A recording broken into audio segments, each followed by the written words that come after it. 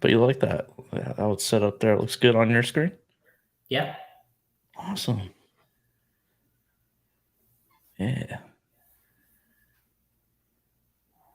This is 246 of the Radio Impound podcast. That's the Ripcast there, Jason. That's what they call it. The cool kids call it the Ripcast. Yep. I remember hearing that. Yeah. Rip heads. The rip heads that are out there. Yeah. We got a few rip heads, I think. Rip heads.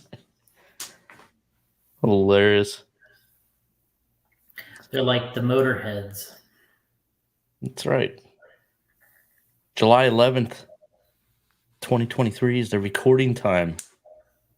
And a year ago today, we lost the boss, E-Man, Ernie Pavetti. It's been a year. Yeah. I actually found out Matt Francis sent me a text. And that's how I found out in the morning.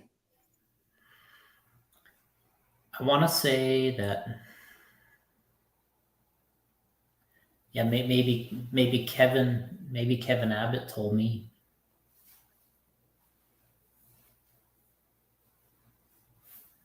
But yeah, I can't believe it's a year. It goes by fast, unfortunately.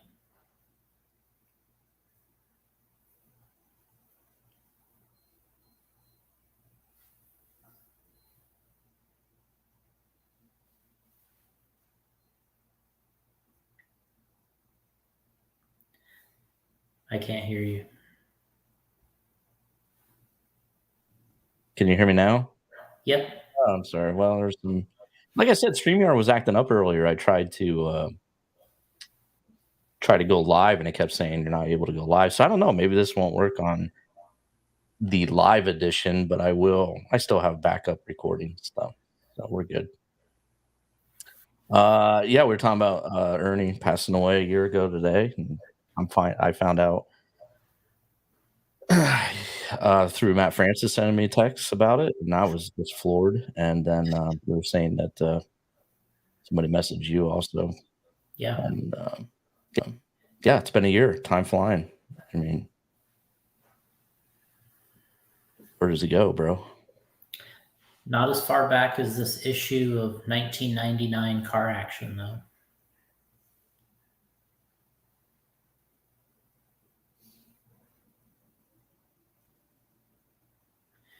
I can't hear you anymore. Yeah, I don't know what the issue is. I think it's a StreamYard issue because, like I said, I tried to go live and it kept saying StreamYard was having issues. Yeah, it's weird. I mean, I'm hearing you perfectly, and then it did kind of disappear for a second. It comes back. Yeah, I think it might be crap. We might have to just record this without going live if it keeps acting up on us. Okay. But we'll see how it goes. Yeah, I have the RC Car Action up here. I thought it'd be pretty cool to go through. Chili Duncan was kind enough to send me a lot of I asked for the issues from the 90s, so I thought it'd be cool to go through all of them. I've been having fun all week. I was sending you stuff, photos and stuff. A blast going through this stuff. It brings back a lot of memories. You don't realize that it's been 24 years now from this issue, 99. It's like crazy. Like, again, back to the time flying. Unbelievable. I mean, 24 years. And you forget a lot of this stuff, and then you scroll through, and you're like, "Oh yeah, that's right." Forgot about that. You got right on the cover. You got Mugen's MBX4 was brand new. They're on the MBX8 right now. Yeah, I'm sure they're working on a 9. The Kyosho ATV Quad Racer. Yeah, I thought it'd be really cool to have this one up there because of the Losi bike out now. Yeah, there's the dirt bike, and there's the quad, which is pretty interesting. Trinity's Paradox Power motor. Yeah, that was a big deal back then. This is from, this is stuff that debuted at the Chicago show. Yeah. And the Paradox, man, we had a long line of people at the booth to see that. The first rebuildable stock motor. A lot of controversy with that. You know what's really funny is I paid zero attention to any of that. I don't know what it is. I just wasn't really so much into the motor horsepower side, or maybe it's just my stock motor situation where I just never really paid attention to stock motors. Right. Yeah. And, You're a racing mod. Yeah. And I guess I just didn't pay attention. But I mean, in those days, I definitely I could see it being, and a lot of things Trinity did in those days were controversial. So, but obviously, it says and in those days, it was all about the more you advertised in Car Action, the better of the more coverage you got in the magazine, and that was a big deal. More coverage, better reviews. Are you saying, Jason?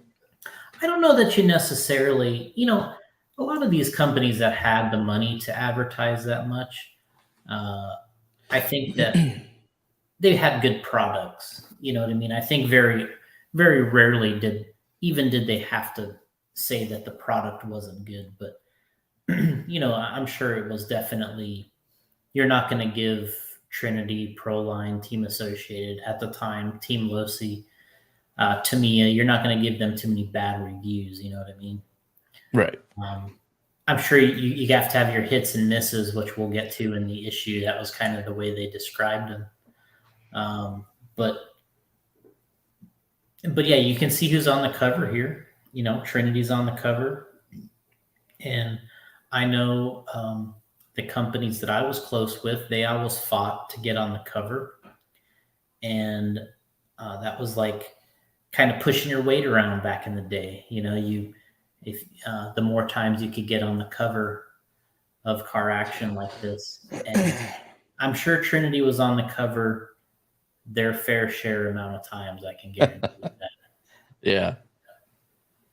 Dude, there used to be like Steve Pond and them would show up at Trinity, and like it'd be a big meeting of how things were going to lay out for the year and stuff like that. Like what I would imagine what they're going to spend for the year on ads and stuff like that. Yeah. The whole Car Action crew would show up in Jersey. Yeah. Yeah, exactly. And, and it was about who had the inside cover, and the back was, I think, were the two most valuable spaces. So if you go to inside cover or back page, those were usually the most valuable real estate when it comes to the magazine days. Yeah. I learned a lot in my days in the late 90s with the Proline guys and the owner, Todd Matson, talking about Car Action. It was the same thing. He loved Car Action. And I learned a lot listening to them talk about it. And just, there was, there's magazine words, cover, spread, you got the gutter, which is the center of the magazine. Right. There's all these terms, it's like wrestling, right? There's all these different terms once you're in that business. And, you hear a lot about that. And, I'm sure in those meetings you're talking about with Big E and Steve Pond and the crew, they're bringing up all those types of things. And, it was a big deal too. Like, Car Action's coming. You had to, yeah, you got to tighten up a little bit. And I was never in those meetings, but yeah, it was pretty cool seeing those guys walk in and go right to the conference room. Mm-hmm. And they'd be in there for hours. So yeah, you figure out, you got to know what your budget is for the year. That determines what kind of, and back then it takes a long time graphically to create ads. And, our experience was much less in that side of things. Magazines, obviously it's still around today, Car Action being the one that is around. But we got into things a lot later. Being in 2003 is when we kind of got into the game. But in magazine ads weren't um, as critical in my day, but we still did a bunch of them in the early J Concepts days, and it's a lot of work to build an ad, and then you have to submit it at a certain time. There's actually a term for that too. When you have to have your ad in to make that next issue, and I'm sure that was a big thing. It was a big thing in the racing days, because if you had a big race that you won, you wanted to advertise it in the magazine. You had to get it there in time, Yeah. so it could make the issue. Otherwise, it's kind of old. Well, otherwise it would wait a month, right? It's a long time. Yeah. Before it gets in. So making those deadlines and having I'm sure a plan for the entire year was a big thing in those days. And it also, what it did is it secured a lot of different things. In those days they had, awards that they gave out. Car Action gave awards. The Car Action Awards and the Car Action Banquet at Chicago Hobby Show, which I'm sure you've been to, right? Yep. The banquet. Yep. And that was a really big thing. I'm sure it cost them a ton of money to do that, but that was a big thing. You got your awards and and of course, we used to send Matt Francis up to get the Kinwald Driver of the Year award. Yeah. And what was interesting is in those days, the more you advertise, the better your chances of winning their awards too. And so it was all kind of a something that worked together. It was a well-oiled machine that, the more money you put into the magazine, the more you could appear on the cover, the more awards you could get. It's not that they didn't deserve them, but your chances were a lot greater, so. Yeah, I'll flip through some of these pages here. We'll go through it. It's pretty cool. Been having a lot of fun doing that. Oh yes, Jason Santos saying the notification bell is a wonderful thing. Yes, make sure you hit the notification bell. It works. It works on YouTube and Facebook. When you look at this, that I remember the radio that's on the cover here. I believe that's a high-tech radio, right there in the center. But man, that thing is ugly. Do you think back then you were like, no, because I thought it was ugly back then, actually. I don't know, because Airtronics always had an awesome looking radio. Yeah, we were still using probably the M8 during that time. Yeah, and that was way better looking than this thing. Yeah, that thing's pretty ugly. I don't think you ever looked at this and thought, oh wow, that's pretty cool. Beautiful radio. Right.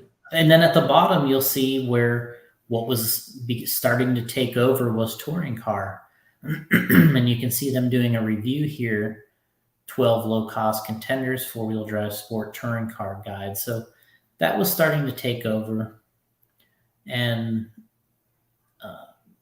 I'm sure as the more months you go through here, more and more of those things, and this other thing right here, new for $99, that was a big thing. And if you were an advertiser, the more advertising dollars you spent, the bigger your pictures and the more you appeared in the new for $99, which we'll get to. And because it's a shopping guide is what it is. And that was how you got to the customers in those days, was through the magazine. Yep. And through word of mouth. And that's how it was done. And again, this was after the Chicago show. This is stuff. So Car Action was at Chicago, taking all the photos and stuff of all the new gear that was going to come out.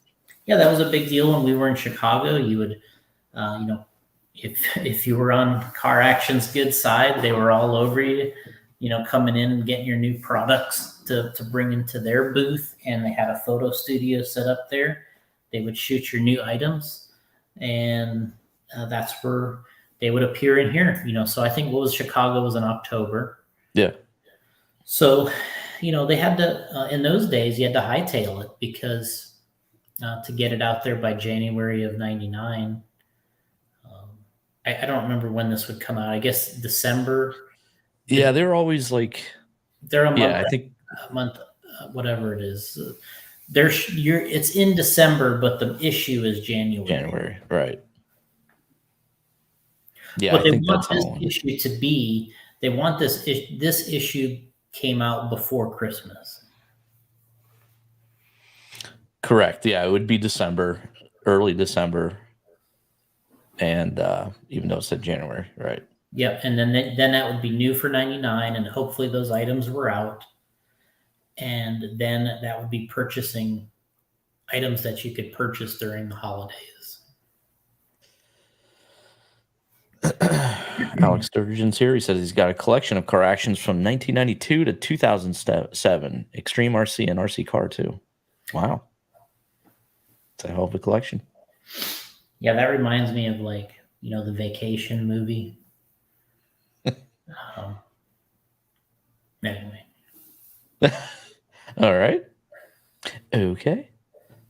Let's go to page 2 here and see what's up here. We got the and I used to love. Now when I got these magazines, I would read them front to back to front, and just go over it the whole time at school. And you couldn't wait for the next issue to come out. And I used to just go through them all, check this out and see what's coming out. Mm-hmm. New for '99, all the hottest gear from Chicago Hobby Show. Yep. Go through all the. Look at this Peterbilt truck here, man. I made the cover, Jason. How'd that make the cover? Tamiya, man. I don't remember seeing that at the show, but maybe it was there. When you went, the Tamiya booth was nice in Chicago. Yeah, they had one of the larger ones, one of the nicer ones, and yeah, that was a great experience getting to see that. And there's the quad, and the quad's over here. Yeah, you got your little directory here. Look how cool that looks. Little guys table of contents or inside here of showing what's on the different pages, and then you got the Peter Vieira. He was at that time the editor, and I used to read these too. Just never missed a page, man. Yeah, so I didn't go over here and read yet. I didn't read all this stuff to the right. I didn't read about all that, but just the editorial. Alex Sturgeon saying he carried his every day in junior high and high school, made lots of lists of stuff to get with Tower prices. He's like, but Tower says it's this much. And that's the thing. I would carry mine to school, and you try to, get your friends, hey, look at this, and some of them thought it was cool, but the majority of my friends were like, it either hits you or it doesn't. Yeah, right. It's like, I remember when I would show my magazine like this to people in school, because I did the same thing, and they would look at it and they'd pick out the cars. It's like, oh, how about this thing? What do you think of this? I'm like, oh, that's a piece of junk. You know what I mean? Yeah. What's appealing to them was completely opposite of what was appealing to me. I would say, hey, check this out, and they're like, what's that?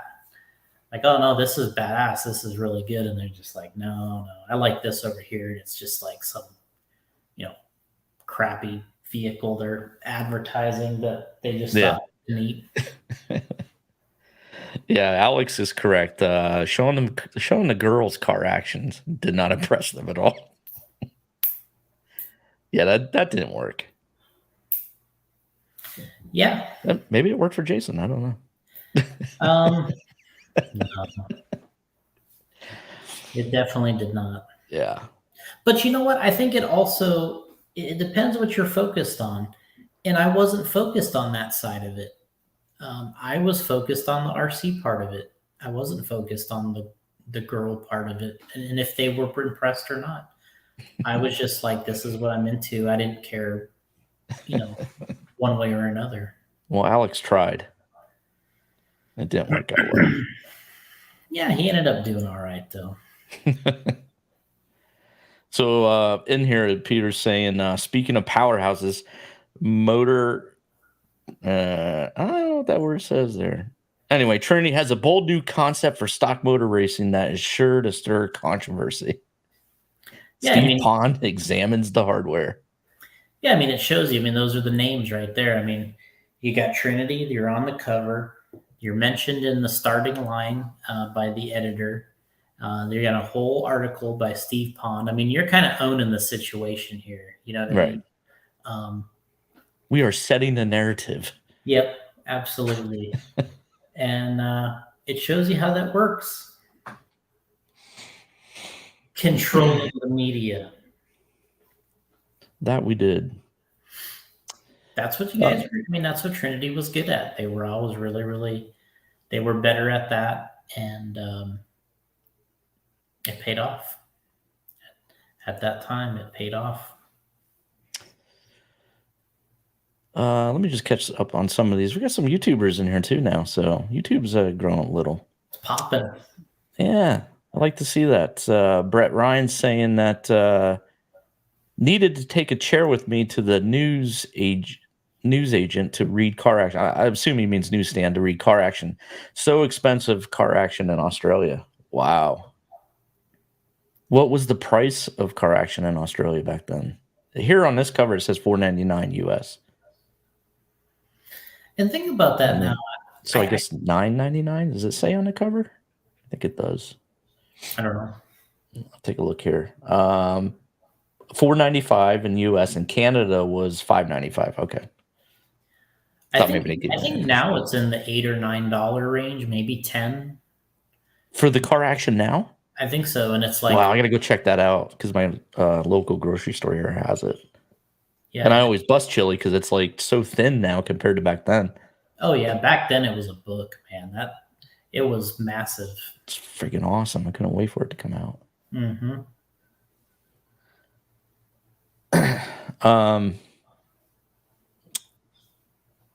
Let's see. Chris checking in from YouTube says he's been waiting to catch one of these live. I'm living in the ghost of RC Pass as well. That's what I do. And raced with Todd Hodge back in the day in Youngstown, Ohio. There you go. He's in the good old days.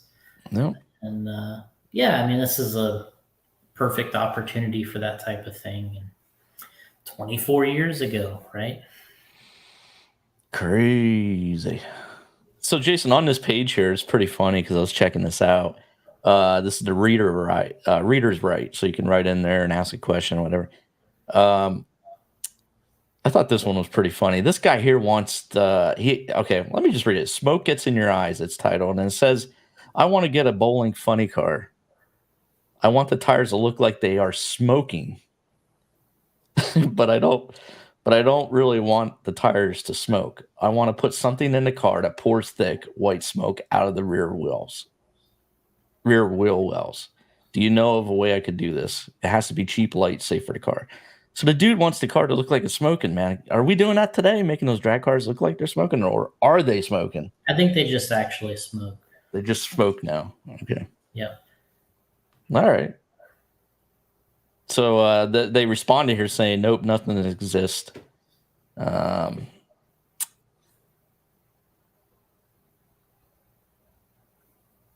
and he's saying he personally would like to see that happen, basically.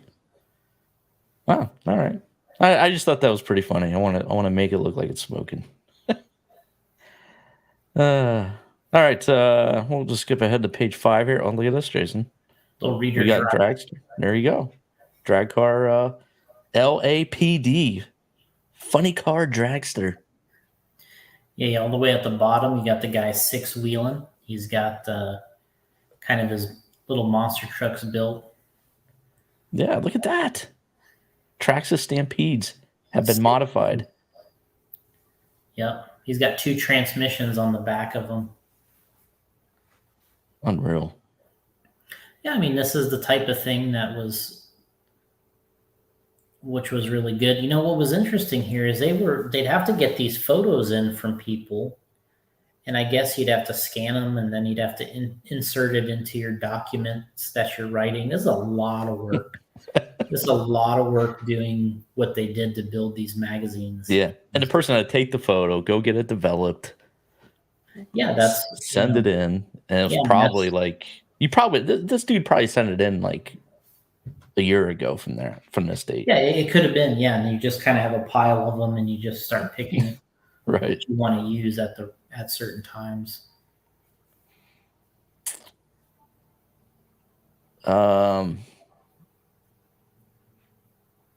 Scroll. Look at this.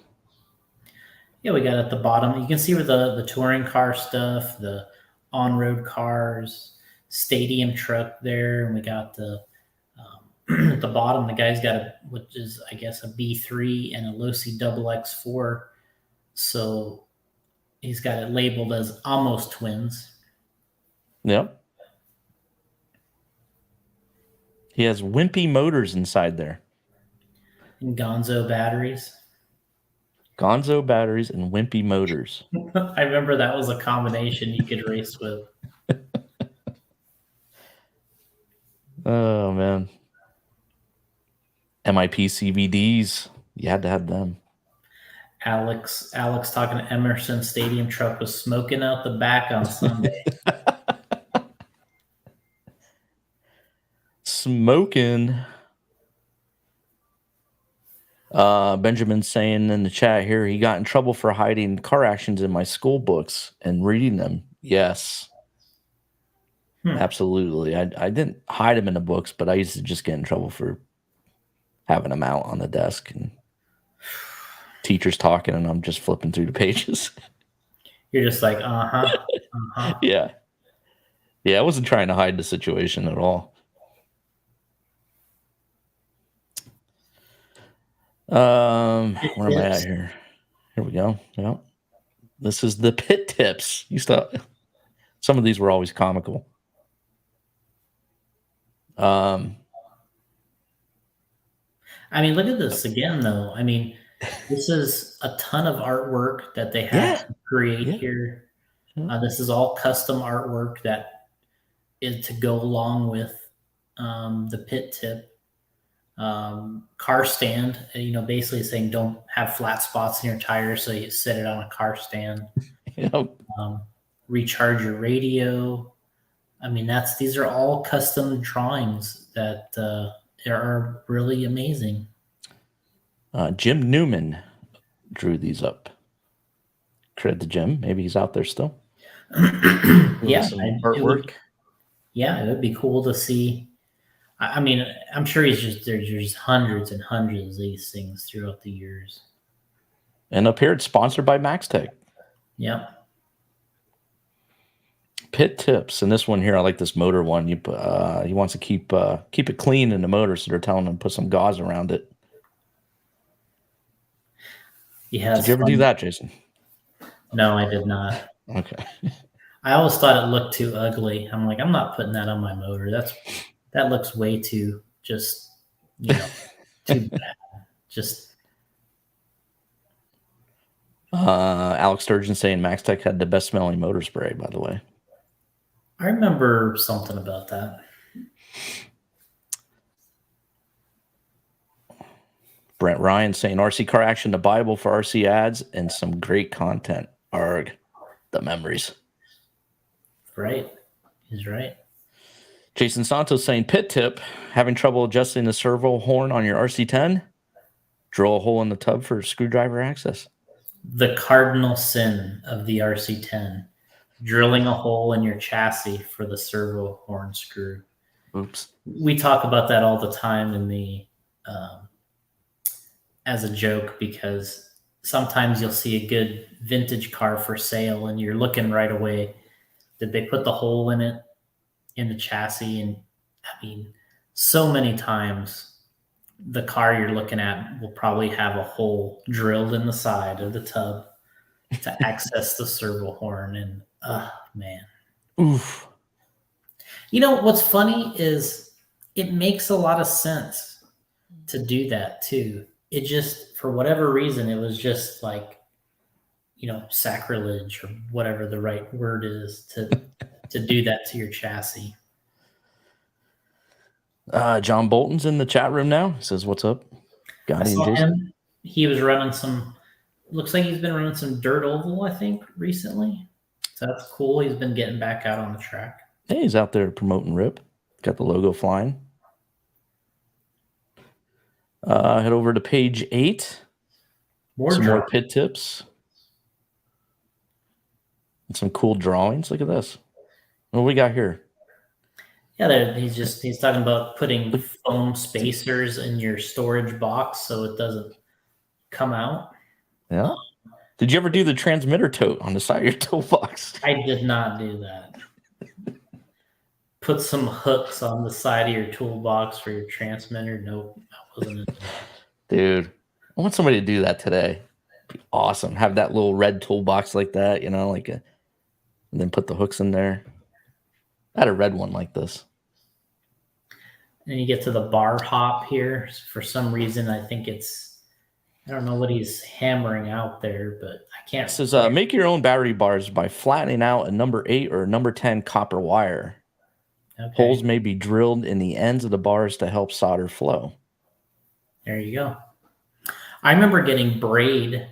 It was just a big braided wire that was flat, and we used to fill that with solder and then put it on the battery cells. That was a ton of work. Like you'd sit there with the braided flat wire and then just feed solder into that thing and just keep feeding solder until that braided wire had it. And just, man. And no matter kind of how good you were with the soldering iron, it never looked that great. No, never looked good. Let's see. We got a break-in rig cover up. What's this here? They want you to put another spring at the bottom of your shock so it doesn't bottom out. But okay, yep. But in all reality, you just bottom out another spring. You just bottom out sooner. Right. All right. We got some more. This is troubleshooting, so you can write in the car action and get some help months after your issue. Just amazing artwork here again. Right. Nicely laid out. The troubleshooting at the top, just great graphics, nicely laid out. This guy's saying, I have a problem and I hope you can help me. I run an Associated RC10 GT. Maybe you can help this guy, Jason. I can. And for about a year and a half, I've always had the difficulty with the spur gear.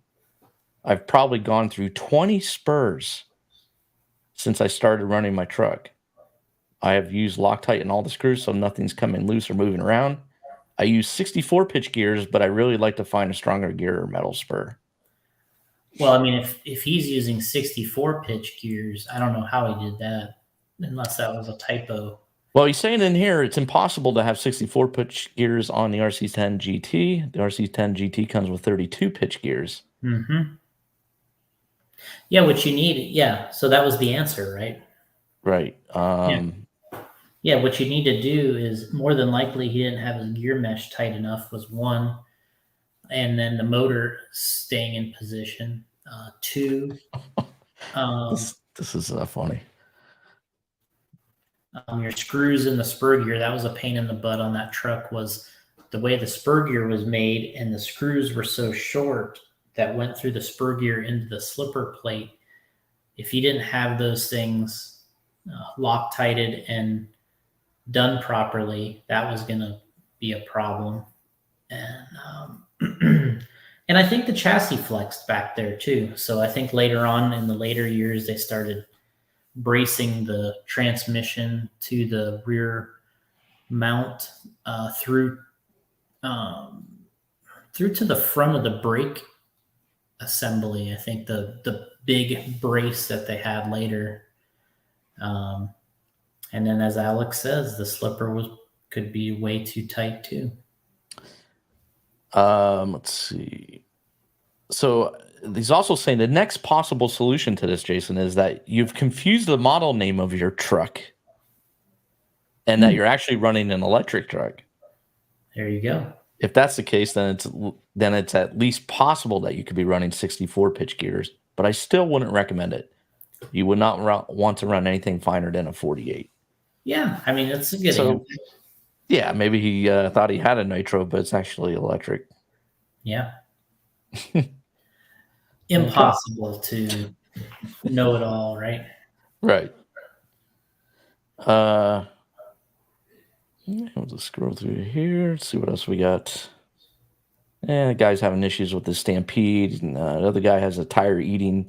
I like that artwork right there for the slow mo Stampede. It's amazing. Jim Newman puts his autograph right there. Great stuff. We need to look him up. Jim Newman. Anybody know him out there? Let's get him on the pod. Highway Patrol via radio control. Highway Patrol. It's a Viper RT. Next. Next. Next. Next. Next. And this is interesting here. Apparently, Serpent.com had a nice little setup. I think from according when you're reading this here, it says totally new Team Serpent Network website is a lot like our Vector Spec 99, which I think we saw an ad back there for Spectre 99. Fast and powerful and loaded. So their new website is fast, powerful, and loaded. You can customize the homepage. See which friends are online, which is pretty trick for 99, and jump into the chat and discuss important topics like fuel consumption, consumption, tires, and which race has the best track food. So you could discuss that too. And you can ask the pros technical questions with Racer Forum. So I never was on Serpent's website back then. Me either. If anybody was, let us know how it was. I could go back in the maybe I could find it on the Wayback Machine later. Yeah. Some more, and this is the RC Doctor. Tips, and more tips.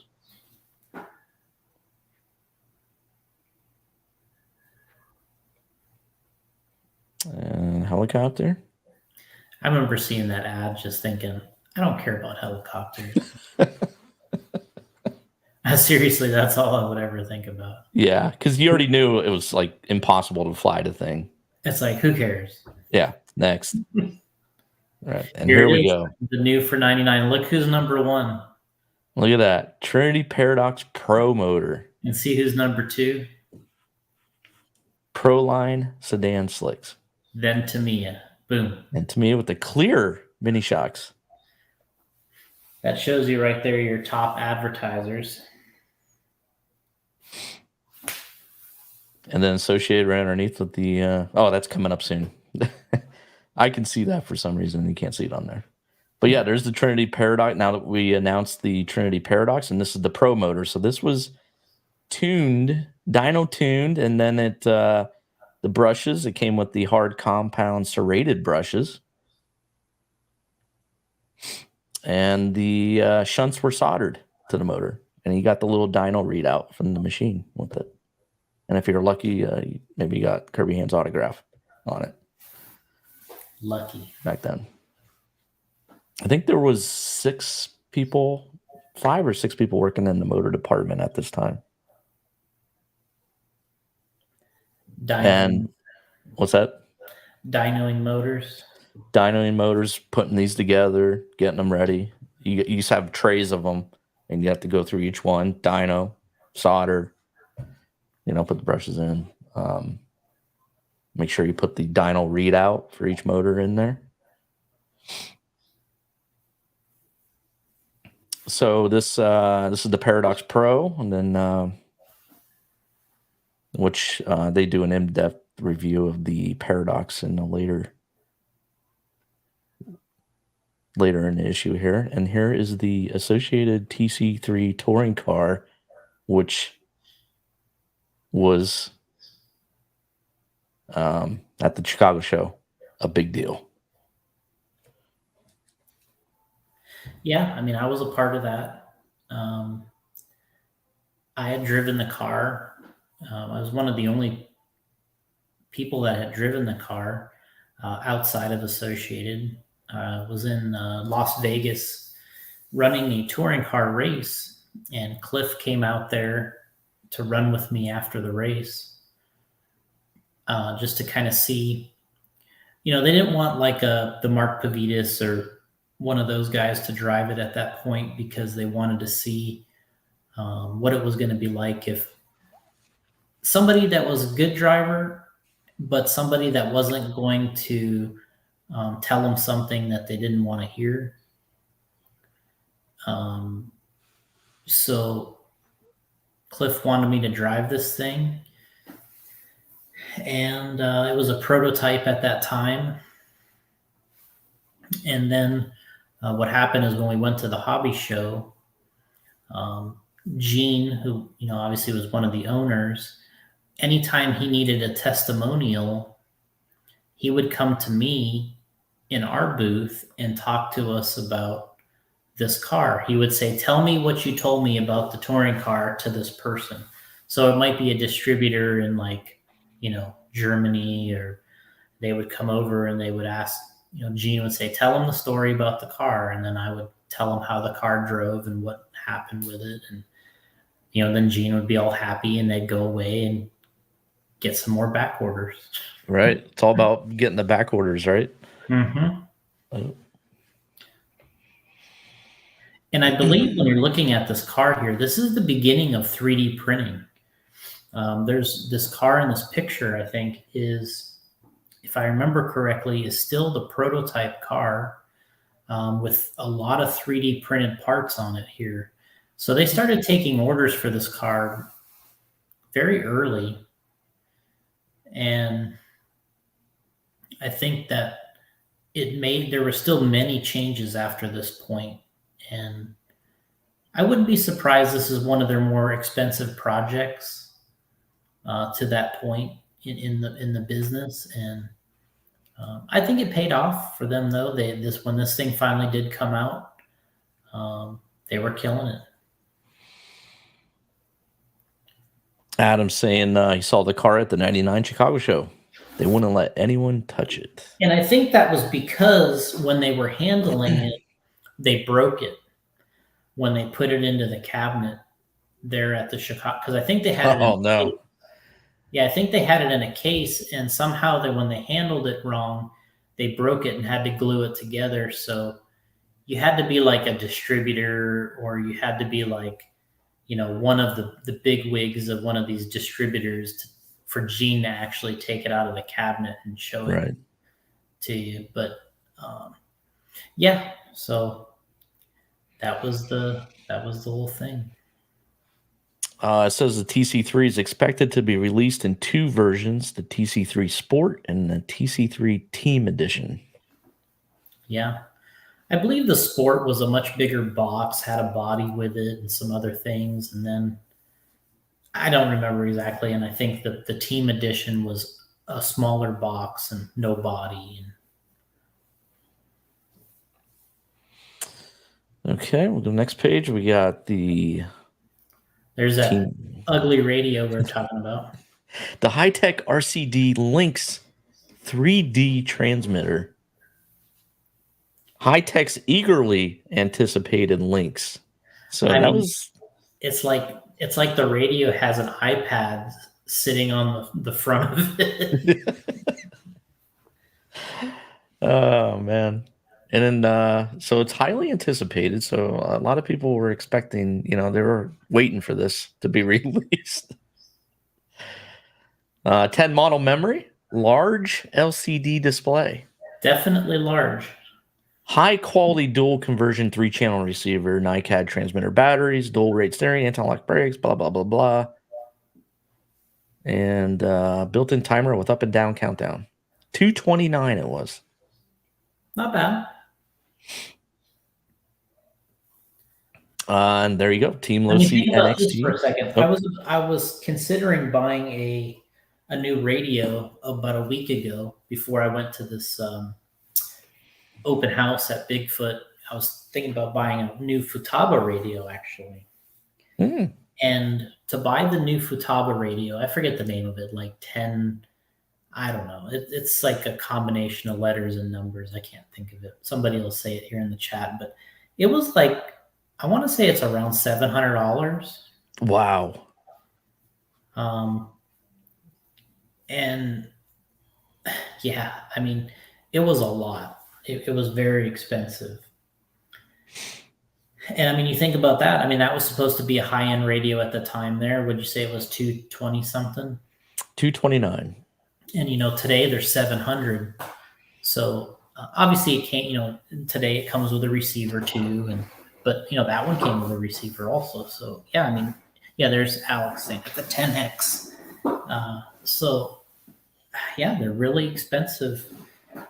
It seems like almost like the radios have gone up more.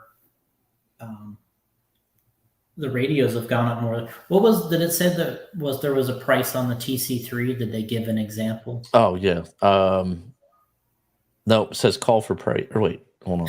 Call for price. It's expensive then. It says they give you the part numbers, and it says call for pricing. Yeah, that's never a good sign when it says call for pricing. We got the Team Associated .12 engine. I never ran one of those, but I know Gene spent a ton of time on that engine because I have a video, some DVDs of when he went to visit Thunder Tiger, who I think built that engine for them, and he spent a lot of time with Thunder Tiger making that engine. I believe that's the same one. Ton of time. Type R, we're at. Yeah. Reedy's rebuildable stock class motor. Yeah, see, they weren't the only, Yeah, wait a minute. Yeah, why did we get so much flack? I think we were the first to announce it.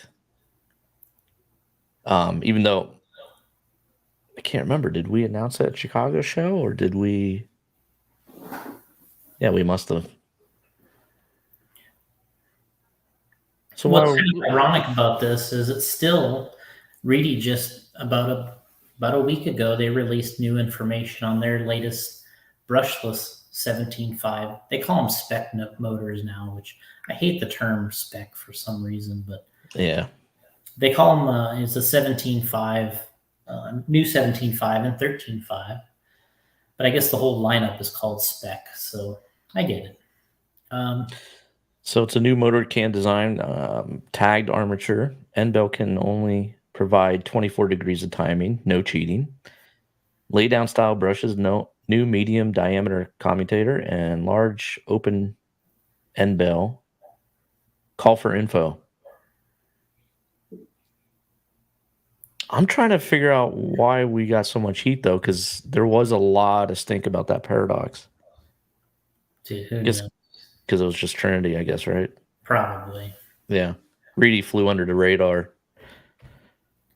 Yeah, I'm not sure it only sold a fraction of the amount. I'm sure. I don't remember. That Paradox, I'm sure you guys sold. Tons, dude. So many of those. I just don't remember this, like anybody talking about it at the show. Like we didn't have any emergency meetings like we did when Novak released their brushless motor. There was no meeting like, oh, Reedy's got the Type R motor. Like, I just don't. They're more like, it's Reedy, who cares? They won't advertise it enough to compete with us. That was the truth too, probably.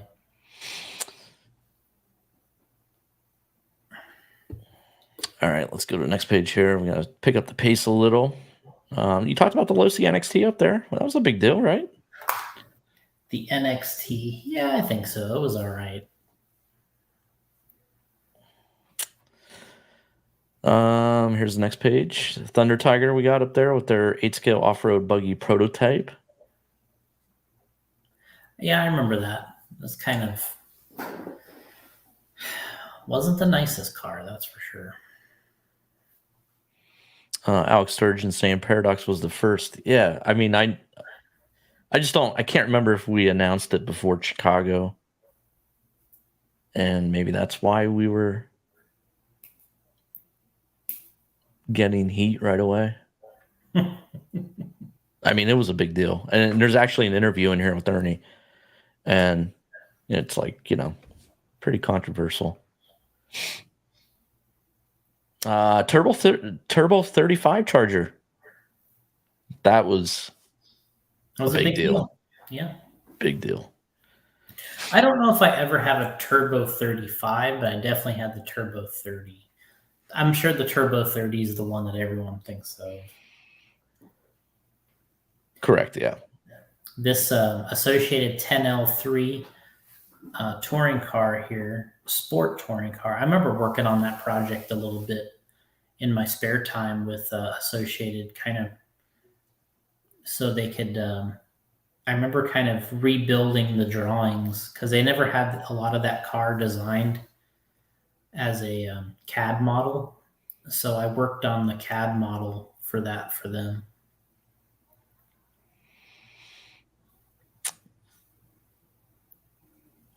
The ST is based on the same design as the L3, 10L3. Its width and wheelbase has been modified to allow it to fit under a standard 190 millimeter carbon or a touring car body. Yeah. This will be inexpensive alternative touring car. Alex Sturgeon said he felt like a badass when he had his Turbo 35. Chris said he just sold his old Turbo 35 on eBay, Jason. There you go. He didn't know what he had.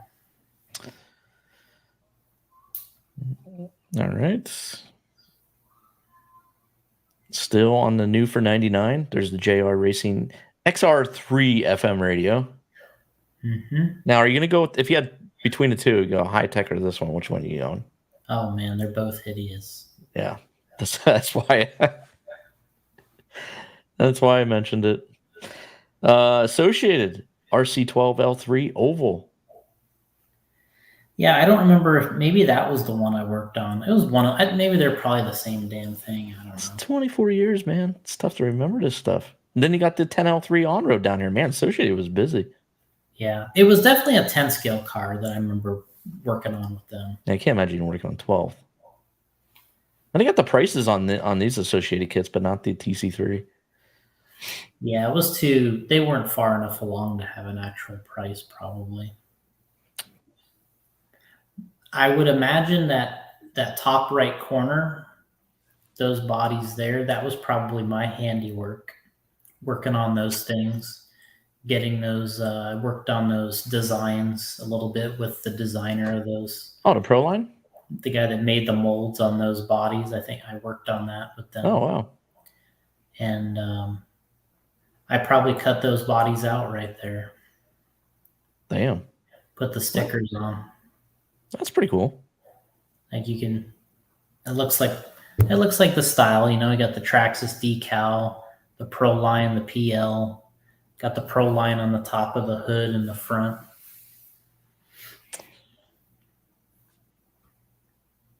It's a Ford. Here we go. This is where the Trinity ads start up. Yeah, they start to build right here. So we're still in the new for 99 section.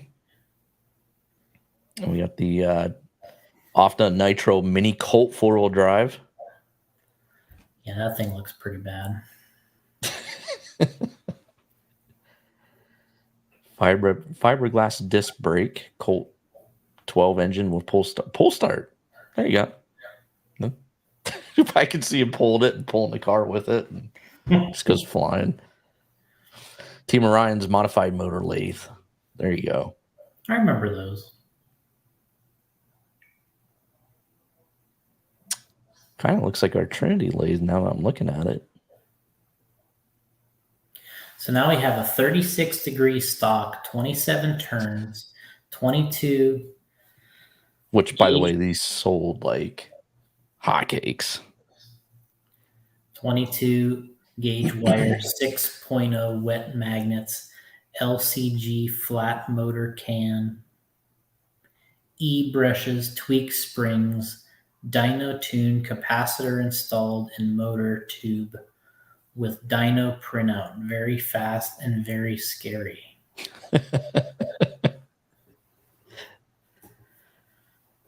Oh man, speed counts. You know what? It does. Meets all specs. Norca. That's what it says there in the corner. Part number RC2103. TeamTrinity.com. Jason Santos saying, I love that Proline Ford truck body for the Stampede, Jason. There you go. Jason pulls no punches. Chris still has the old Trinity lathe. There you go. It sort of looks like the Team Orion one, right? I I'm honestly looking at that correctly. So. I don't remember the Trinity lathe very well. Jason Santos saying RC Car Action did a Project Jump truck somewhere in 2000 with a super hopped up Stampede with that body and OG mashers. I wanted to build one like it back then. Yeah, the Mashers, the OG Mashers, that was a cool tire. V-tread for 2.2 wheels. And I remember I worked on the Masher 2000. That was the one that I worked on. The Masher 2000. Which, you know, if it's 99, 2000, it makes sense, right? Yeah, it was Y2K ready. It was Y2K ready. It still bugs me in that car kit. Why didn't that get approved? Tony P didn't like it. I said, how can you not like it? He asked me for a tagline. I said, Y2K Pro. Or Y2K ready. Perfect. Alex Sturgeon saying he sold my Trinity lathe for way too cheap when Brushless took over. Should have just kept it. Oh, okay. Wonder what they're selling for on eBay. I'm pretty sure they're expensive.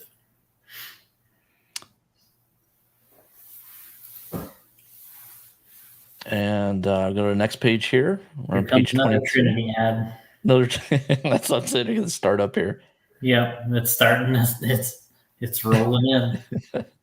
So we're still on new for 99. This is going to be a little hard for the people on the audio version listening to this podcast, but you have to just go to Facebook or YouTube and watch it. So new for 99, still going on. Tekin G10 Pro. I don't think I ever had that speed control. Yeah, that thing looks ugly too. The G10 Pro can talk to your PC via its data tuning port, and it's lighter than the original. More trick features may be added as Tekin gets the G10 Pro ready for the world. We'll keep you informed. Yeah, this is I like looking down at the TRC ad. It says Team Losi Street Weapon Touring Foams. And that was because that car took a special wheel over a regular touring car. You had to have a different wheel for that car. Oof. So they had to make foams specially for that thing. And then this is very typical of a Trinity ad in those days. Do you race your touring car on carpet, or are you just tired of the new rubber tire of the week game? That was very typical of the way that they would run, do their ads. It was always taking a shot at something. Loved it.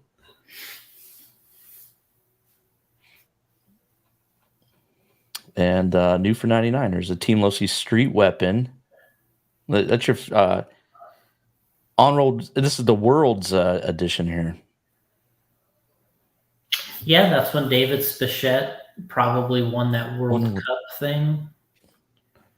IWTC edition. I don't really even remember that car, honestly. I'm sure it was a pretty limited run. So it has a new 0 degree front bulkhead, new front hub carriers, a Team Losi Dodge Stratus body. Yeah. I drive a Dodge Stratus. I'm in charge of 25 people. Titanium turnbuckles, Jason. This has titanium. It does not have the aluminum turnbuckles that I was very fortunate to experience at one time. That's a problem, yeah. Here's another body I worked on, the F-150 street truck touring car body. No, the Proline Ford F-150. You worked on this? Mm-hmm. I Nice. mounted that right there. Oh, you did? Mm-hmm. You can see my decal style and then putting the fancy number in front of the rear wheel well. Wow. Looking to give your touring car chassis a different look? Take a gander at the faithful reproduction of a custom street truck that you would see cruising around the boulevards or motoring along a California freeway. There you go. As you can see, the body has a cap over the bed. Very cool. Yeah. I don't even know if that thing ever sold. Honestly, I don't remember. I mean, maybe Never. it was You didn't launch it? I guess it was out. I don't remember. But I don't remember there being a lot of excitement for that. John Bolton saying the Dodge Stratus body was the one to have in touring car back then. It was. There was about 4 of those things.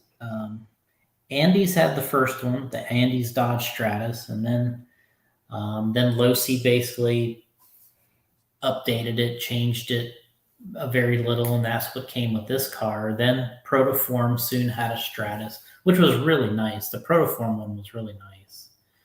And then Proline, which was really the same, they basically made an identical copy to the Stratus. There was a bunch of them out there. That's even before HPI probably had one. I mean, there was a bunch of Stratuses. That was the thing. That was the first had to have body. Well, it wasn't really the first, but it was, because I want to say there was a couple before that, but yeah. Jason Santos saying, I still have the Protoform Stratus from my TC3.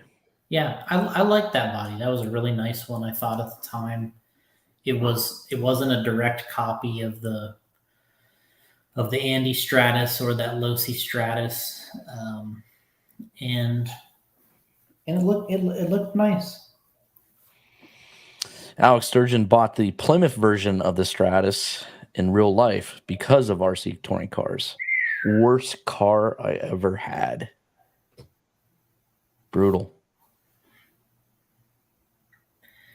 So Chris is saying, I think the Alpha Losi made an Alpha body. That I ran that a little bit in those days, and it was really short in the back of the Losi Alpha.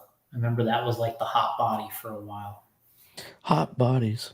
Hot pockets. Hot pockets. Man, 99 edition's packed. And there's the Charger you had to have, right? The Novak Millennium. Yeah, nice looking Charger. Functioned nice. Was small. Ironically, though, like when you go to the bottom right here, there is the Eagle, the Indy Eagle Chargers. Those were really popular in those days because it was, you could just plug it straight in. You didn't need a power supply for that charger. Oh, okay. These Super Nitro RS4, that's when HPI was kind of clicking on all cylinders, and they were just blowing out new bodies left and right. They were trying new cars, new scales. They were throwing everything against the wall in those days.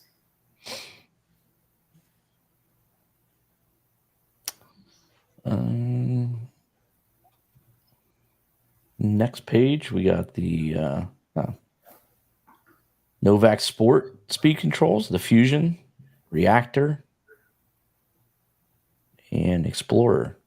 I remember them selling like hotcakes at the hobby shops.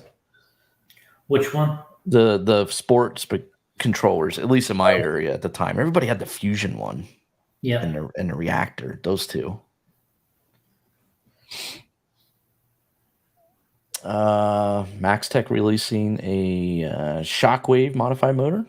LRP with their Charger. Probably fully rebuildable.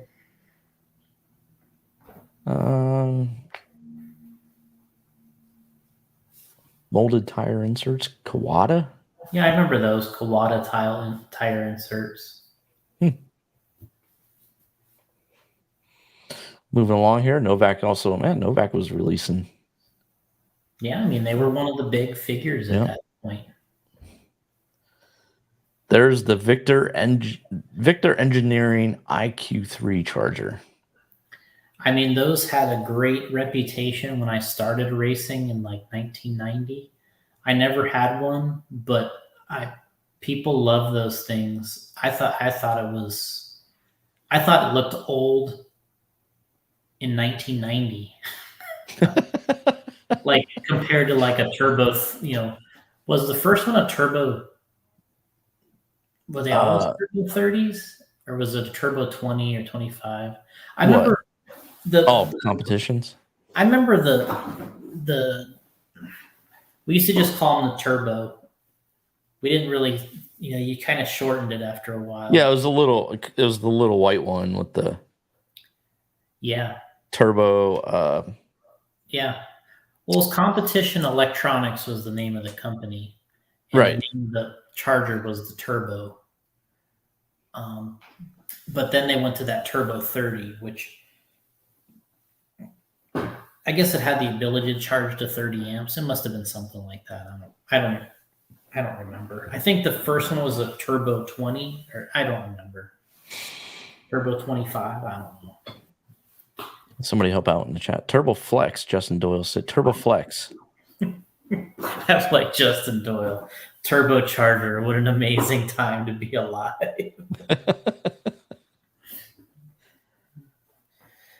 Yeah, Turbo Flex was the mini one. The Victor Engineering high IQ to me, it looked old when I started racing. I'm like, dude, these guys have been in it forever.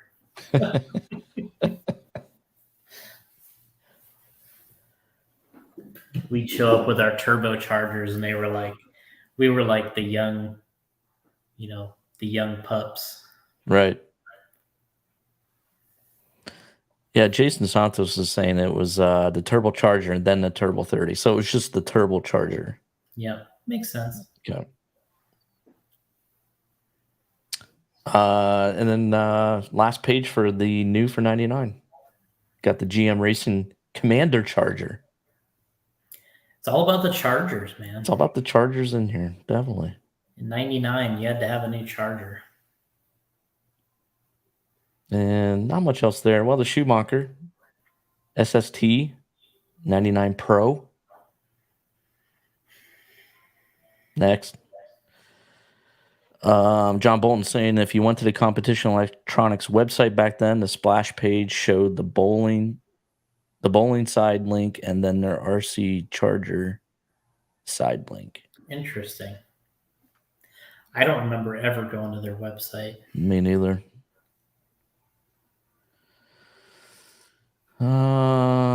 Santos is saying I just shared a pic of my high IQ on the 10 Talk Facebook page the other day. Oh. We had a turbo matcher, which was to match the batteries. That's probably what they used at Trinity, I would imagine. Correct. You just had a bunch of turbo matchers, but we had a room filled with them. Yeah. Yeah, we had one turbo matcher at my house that my mom used to use. She loved matching batteries. Really? Wow. Yeah. She would. I hated him, and she loved matching batteries. She'd just go up there and put them in there and run the cycles. Wow. She loved it. Dang. Yeah, you should have seen but I mean the battery department at Trinity was just turbo matchers all over the place, and it's just crazy looking. Mike Woods is saying he has a turbo matcher still. He should start matching batteries still. Yeah, he should start matching some. Gonzo motors and wimpy batteries. Let's bring it back. And page 28, Jason, begins the Kyosho Quad. He said, I am. He's like, he is. Mike Wood says he's still matching batteries. Screw it. I'm matching them. All right. Cool. This is the Kyosho Quad ATV. Oh, gosh. Here we go. I know some of you guys were asking for a quad version of the Losi bike on the last pod. So Kyosho did it already. Go out there and get one. It was out in 99. 99, eBay. Let's see, how much was it back then? Is it I can't even read that price on there. I think it says 400, which is insane, right? 425. Yeah, I mean, what you're really seeing here is that the pricing today is not really all that expensive. I mean, outlandish, I guess you could say, when you figure in, Oof. when you figure in a lot of the inflation and all that, it's not crazy. Oh wow, Chris is saying the driver on this Kyosho moved. Let's just go to the hits and misses on this thing. All right, so Likes and dislikes. There you go. oh, am I there? Yeah. Okay. Likes, scale looks, fun, exotic vehicle. Exotic. Right. It's exotic. This is exotic. It's like a model. It's factory pre-assembled speeds building time. It has a ball differential and an open frame design, low parts count, and easy to work on. That open frame. Chain, and it has a chain and everything. I know. I saw that and I was like, dang, look at this. Dislikes, foam tire inserts not included. Oh, bummer. Included oil is too light for the rear shock. That's stuff that's easy to. And then painting the rider figure is a pain. I would bet you it was. Dude, and Jason Santos nails it. Dislikes, Kyosho, Jason said. He ain't lying. But Mike Woods is saying it looks cool. I mean, with the body on, it looks okay. Yeah, without the body. Good God. Yeah, look at that thing. There's just junk everywhere. Revamped rider. Let's see if... I thought I was going to talk about the driver. It comes with Proline's Dirt Hog tires. Yeah, this is where you start to see the products start to drift into the ads. Okay. Oh, no, that's it for the... well, I want to go back to it real quick and see what the final thoughts were. Looking for something new and different and fun, then Kyosho's quad ATV rider may just be what you were looking for, Jason. Mm-hmm. Starting with its partially assembled chassis and ending with its true-to-scale appearance, the quad ATV rider has a lot going for it. These features add reliability, durability, and you have an awesome recreational RC vehicle. Kyosho. Mm-hmm. All right. It looks awesome. Tamiya Mini Coopers on the next page. Now these things were cool. Yeah? Never drove one. They drove really nice. We used to race these at the hobby show. Oh, is this where Kevin Nash was racing? Remember when we had the races at the Chicago show? Yeah. This is what we would be racing. I thought it was the Bolink Legend cars. Yeah, this is what we ran. So this is what when Kevin Nash was there, right? He was trying to drive this around the track. Yeah, I was there for that. Yep. That's the year that I went up to the Traxxas booth and I asked if I could drive the Stampede or the Rustler because they had a try me track and the guy was telling me how hard it was and I might not be able to do it. And that they can't let me drive it. And then I won the mini race, and with the, and everybody raced. It's like right. Joel's out there, and me and Scott Hughes and Barry Baker and all the guys that were there. I won the mini race, and the guy just comes up to me and he's like, "Well, I guess you do know how to drive. You can come over here and drive the other ones if you want." I thought he was going to be like, "Give me that. Get out of here. Get out of here, kid."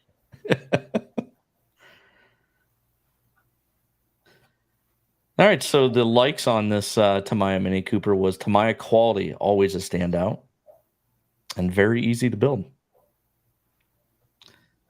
And the dislikes is the steering circle sits a bit high, but where else can you put it? Cramped quarters for electronics, even if you're using the smallest of components, Jason. You know what's weird is it has more dislikes than likes. There's 2. No, it's 2. It just looks like, yeah, it looks like there's a lot there because yeah, the long bullet point there.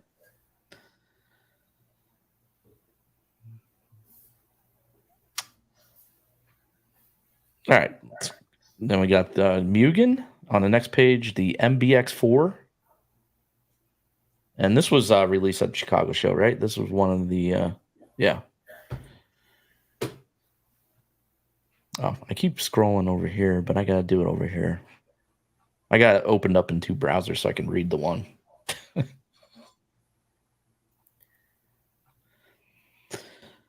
There you go. Do you want me to read all this, Jason, or no? Or just the likes and dislikes of the Mugen MBX4? All right. The likes is high quality 7075 T6 aluminum chassis.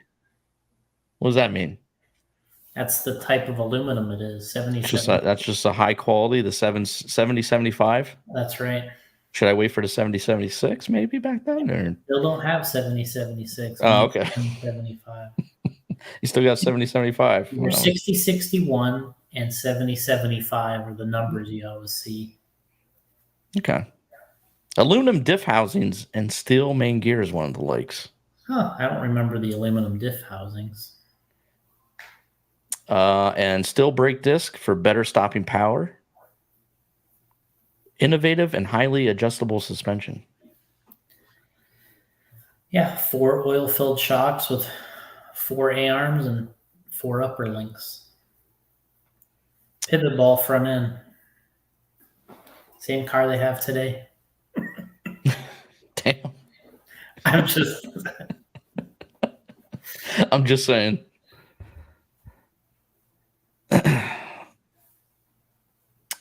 Dislikes doesn't include tires. Bearings don't have rubber seals, so they're easy to foul. And the front universal joints are fragile.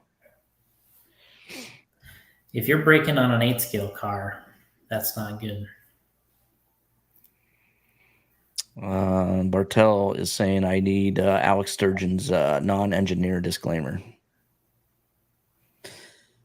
All right.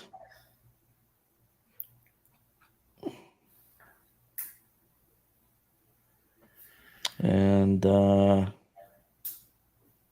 nothing there. Uh-oh. Got a Sanyo ad here with the push nuclear power. Oh, this is competition RC Imports ad, right, with the Mugen. Yeah, winning is no longer a dream. You just have to have these batteries and you're good to go. That's right. Winner of the 98 Florida Winter Champs, 2-wheel drive stock. Yeah, I'd have to verify that. And winner of numerous club races, regional races, and national races. So we got club races, regional and national. Nuclear power. And they've won more than most in the business these days. I like that though. They put the club races in. Here's a blank. Here's an ad from Associated. Blank.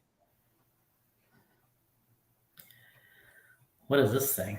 Oh man, Tech Racing.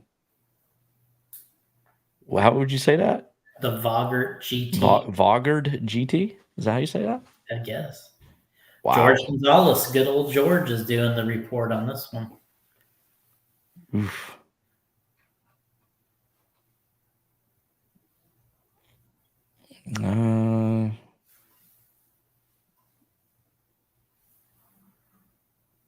So a short time ago, Tech Racing entered the U.S. touring car market with their Vogart T10 touring car, a tuned-down version of their top-of-the-line Vogart T10 RS that is sold in Japan.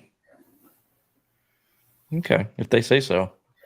Yeah, I'm over that one already. Tens sold. What's that? Larry Tom. Tens sold. Hey, Larry Tom, there you go. getting ready for the Worlds. Yeah, and then Jason mentions that paint job would have been better in 1989. John Bolton saying, did Ernie's company make the Fortune 500 a few years? I don't know how many. I know they made the Fortune 500 because they used to have it in the lobby there framed. Yeah, I remember that. I remember when that was kind of like the big brag, right? What do they call it today? When somebody has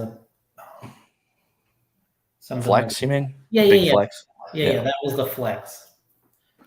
Yeah. As soon as you entered the Trinity lobby, that was like right there. Hey, you know what? It is a pretty good flex. I would say. All right, we're over this one here. Now let's just read the dislikes on this one real quick. So no, it's not. This is the Vogard. I don't know if we're pronouncing that right. The likes on this car, Jason, is high-tech chassis and suspension design. Just like the Mugen MBX4. Right. Right you are. Highly tunable suspension, just like the other one. Yep. Centered drivetrain, lots of alloy components, excellent handling, designed for racing, extremely rugged. With a name like that, you definitely gotta be rugged. Dislikes are the complexity may confuse less experienced builders.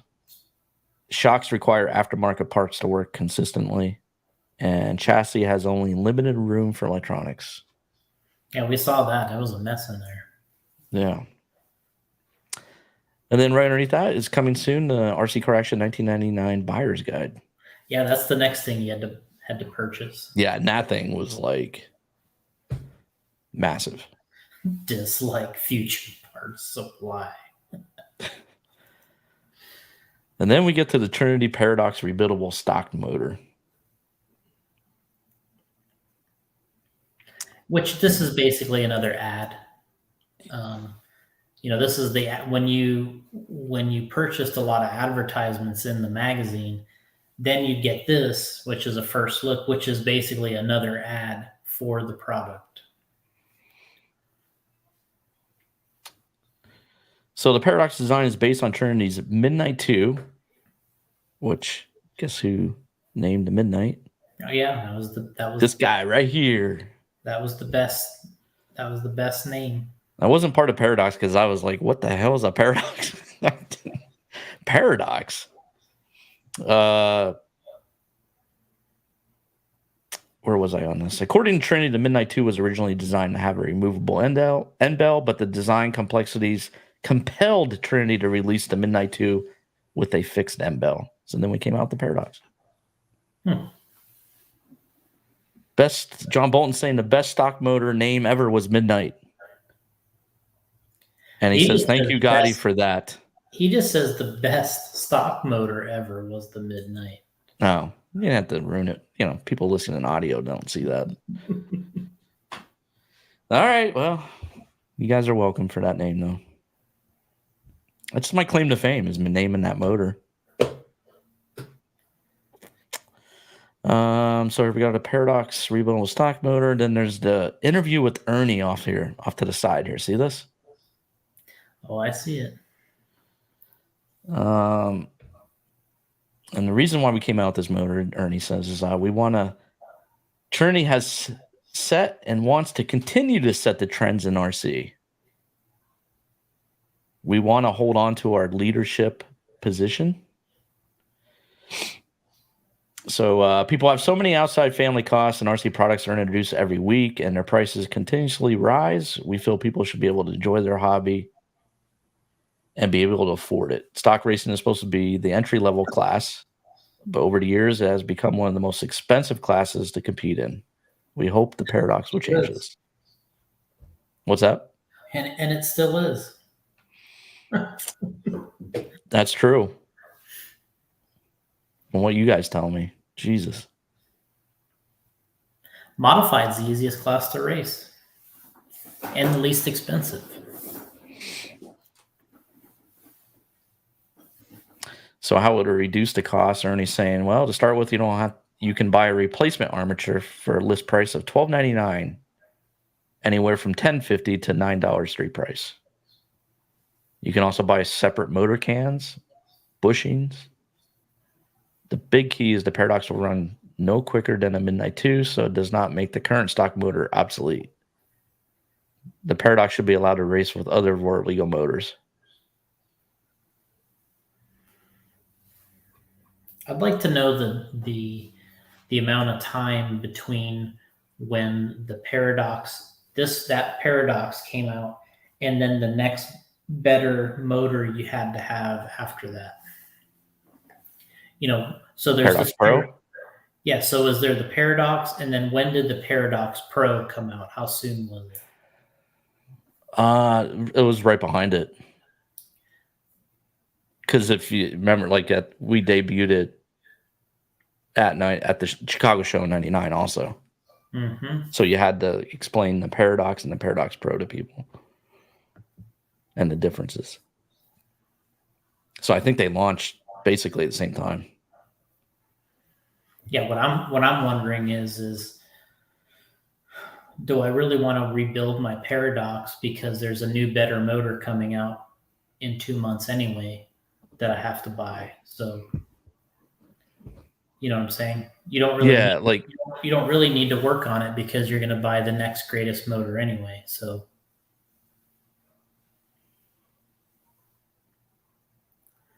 and actually the idea, and this is true too, I remember this, the idea behind the Paradox came from Tech Talk and the readers on the website there.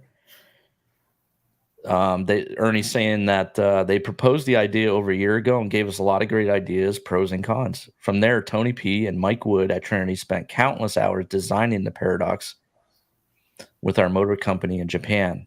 I think they came up with a concept that is even more revolutionary than the Midnight 2. I just hope that this motor will change the way stock racing is regarded in this country and around the world. But that part is true. It was in Tech Talk and actually came from the readers back then. That was a good thing. Good thing to watch. And then here's on the next page, the four-wheel drive sport touring car section.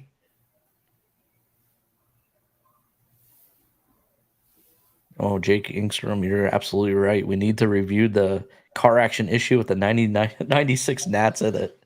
There we go. We got the 96 Nats in. We do need that one. Chili sent me some stuff, so I got to go through it. I do need to get that issue, though. Nick is saying, I just dug a Midnight 2 out of one of my parts bins. Made me think of you, Gotti. You know what you need, Gotti? You need either the Midnight motor itself or like the ad for the Midnight, and you got to frame it and put it behind you. I do. I really do. And here's the thing, though. Stashed away in my garage, I have to go through these bins. The garage is packed. But I know I have, I think you would call them from the Chicago show, the placards, I think you would call it, like the little cardboard standee thing that you put on top of the.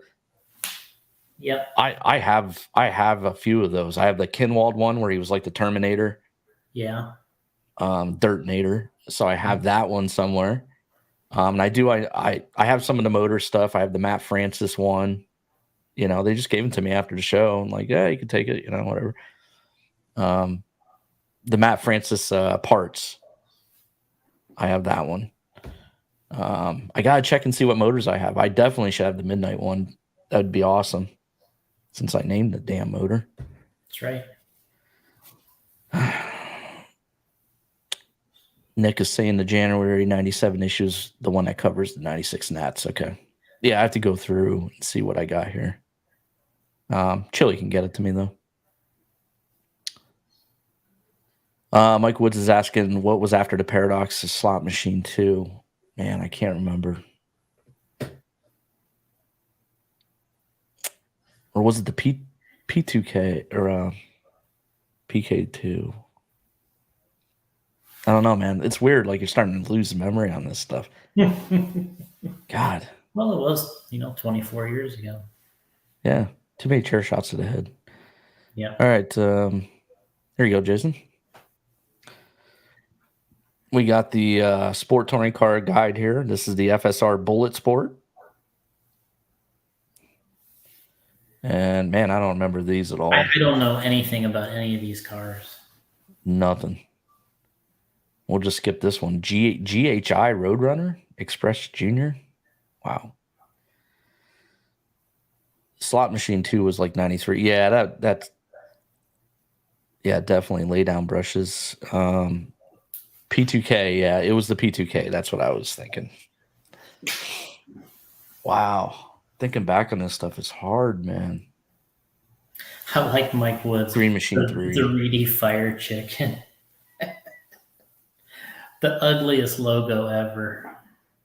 Which that Reedy had a Firehawk was the name of the actual motor, and I thought it was the ugliest logo they put on that motor.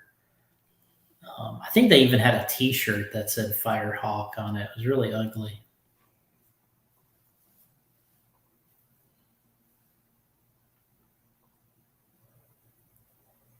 We'll just zip through the touring car set. We're actually getting to the end of the magazine, Jason. It's not as long as you think here, but really. And here's your Peterbilt truck. Peterbilt. That's right. Truck action. P2K and then the Green Machine 3. And I got to check with Kirby on this, but the Green Machine 3, I'm not sure how we came up with that name either. Well, you had Green Machine, and then you just added a 3. Well, the Green Machine itself, like I don't know, because we used to have a couch at the Trinity apartment called the Green Machine, because it was just ugly green couch that looked like it was from the 70s. And that's what I slept on. You know, I thought the Green Machine was a cool name. It just was an ugly motor with all that green on it. Yeah. And it was like not fluorescent green, which was cool in those days. It was like, you know, the lime green. Yeah. Yeah. Like if it was anodized green, it would be really nice. John Bolton saying the Firehawk was a turd, Jason. I wouldn't doubt it.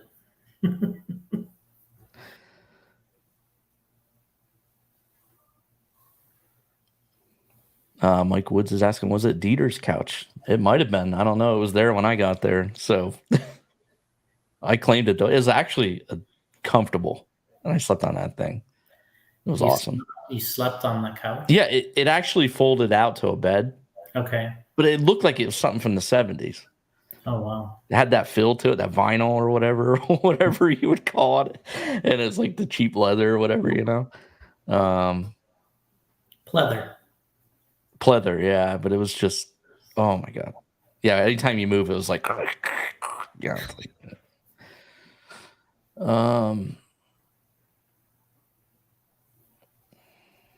So no interest in this Peterbilt truck here, Jason? No. All right, let's cruise through that. Then you had a section here with Team Orion had their motor tech section, give you tips and tricks for your motor. This was kind of I think Team Losi started this, where they had like a tech tip column, and I thought was pretty clever on their part. And obviously at some point Orion came in and wanted to do the same type of thing, and it was an ad. You had to pay for that, but it was a tip to the customer brought by you, brought to you by. And, you know, you can see right at the top it says advertisement. Right. With Oscar Jansen. Yeah, the guy was a badass in the, you know, the motor battery days of RC. He's still around. I think he's involved with the company with Adrian Bertine. I believe they're working together on the company Ronald Falk's racing for right now. Oh. All right, we'll go to the next page here. We have the Racers News, which I used to like this section. Yeah, Um, I think when you were a racer, to me, I remember going to this and feeling like, yeah, I remember feeling like this was where you wanted to go to as a racer. and they have an interview here with Rick Howard. Hmm. And then let's see, what page are we on here? We're on page 64. We're nearing the end, Jason. That's actually a pretty in-depth interview here. A lot of questions. Yeah, I loved these. I mean, this was my favorite part of the magazine. The innovator at work, um, and they'd go. There was a racer, this racer spotlight or whatever it was that they would do here. Yep, and they're asking him questions about peak performance. And I can't remember if this was the time. It had to be very soon after that he started working at Orion.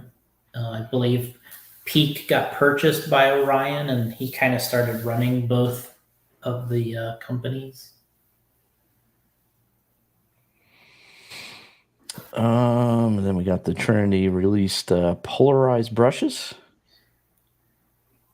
MIP's tune-up, nitro tune-up setup here. And then look at this next one, Jason. Look at this racer profile interview with our boy Jason Rona, age 21 in 1999. Oh man, 21.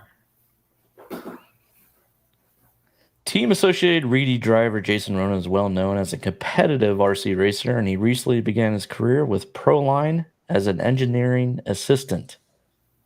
He is actively involved with design and development of new tires and other racing products.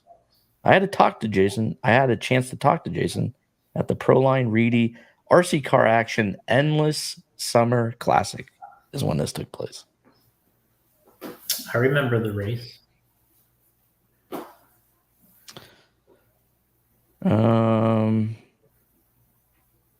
Age 21, years racing 7 at that time. Occupation research and development for Proline USA.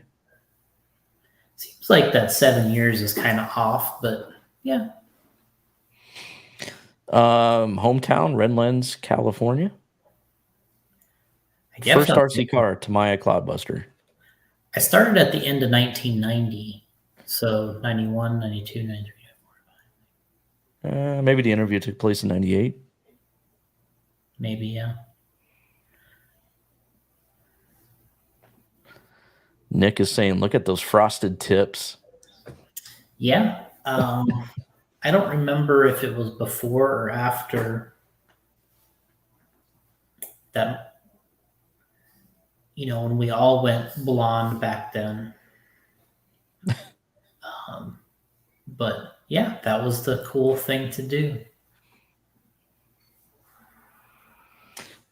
Favorite racing class, modified truck. Favorite track, Lake Park in Tampa, Florida. That's right. Favorite race, Florida Winter Champs. Mm-hmm. Those were all still pretty accurate too, except for probably the modified truck's not my favorite class anymore. But major victories, second place at 2 different nationals, placed second 3 times at the Florida Winter Champs, and a main finalist at the 96 Off-Road Worlds. Yeah, it should be 97 and 99 Worlds actually, but okay. So yeah, it hadn't happened yet. So 99 hadn't happened yet. Yeah. Yeah, well, this is January 99, so. Yeah.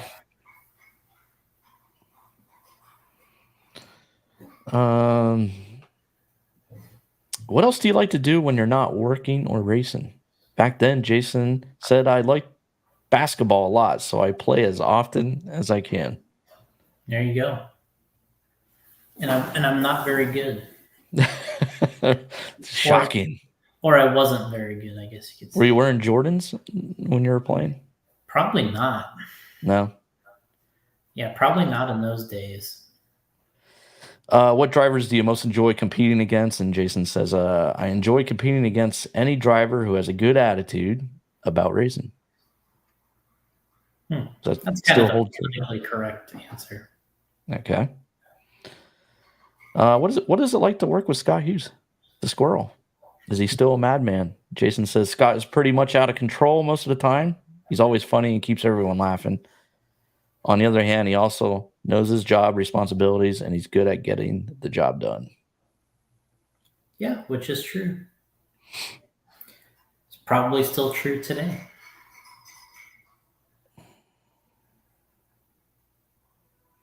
I like this right here. You must still practice quite a bit since you're always fast whenever you do race. How often do you practice and where do you usually go to race? Jason says, actually, I spent very little time practicing or club racing because most of my attention was focused on my job at Proline. I just didn't feel practicing was making the best use of my time. But I'm glad to know you think I'm still fast. There you go. I know it's important. I do. I honestly do. But we talking about practice, man. I know it's I'm talking about practice. The biggest issue back then was it wasn't that I didn't like the track. You know, M&M Raceway was the hot track, and where Ken Wald and all of his buddies raced. It was an indoor track where you were running slicks, and I hated running slicks back then. And like today, all the racing is on slicks, and we've got cars built for that. But back then, I wanted to race outdoors. I still want to race outdoors, but back then, I still wanted to race outdoors. I missed my Florida style tracks, and the only track that really reminded me of Florida was the Ranch Pit Shop, which was Losey's track. And they didn't really run a lot of, I guess, 10 scale buggy. Back then, I think they did more gas truck, and I know a lot of people did race there at the ranch, but that was the closest track that felt like home to me, and everything else I didn't really like. I thought I was going to like it when I moved there, but at the end, I never really liked them. I liked the outdoor tracks. Fair enough. And then it kind of turned the touring car. So at that time, it was a big generational switch where we were, it was off-road, outdoor racing for me in Florida and other parts of the country, and then turning to indoor in California. Touring car hit, we got into that. Associated made the TC3, which is all part of this issue, and had to get into touring cars, start racing some of that parking lot wise, then developing tires in that category, trying to be competitive, which was very difficult at the time. With Yokomo made good tires in touring car. Pit Shimizu was another one, and they dominated in touring car tires back then. And so racing in that class, tires were huge. That's where control tires became so popular, because you could do this in any class, but in on-road in particular, in touring car, you could dominate by having a tire that nobody else could get. And that's why it went to control tires so quickly in touring car, because that side of it really got out of control. And like Masami, when Masami would show up with his Yokomo tires and Pit Shimizu, and he almost went exclusively to being an on-road touring car driver. He was so tough. So tough.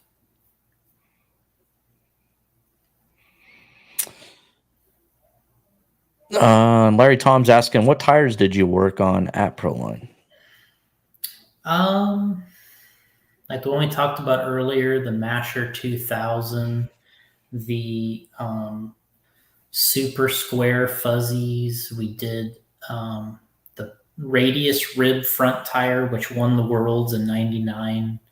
Actually, that year, '99, the Radius Rib fronts, I think they were called.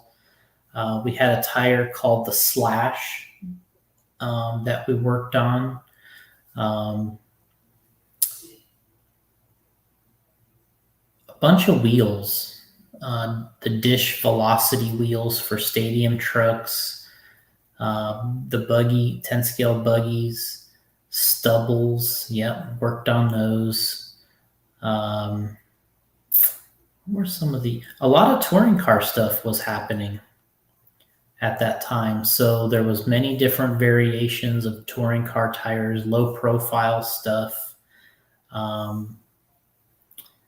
They had a compound called H13. I remember being kind of involved in testing some of that. A lot of wheels in touring car. There was 3 or 4 different ones.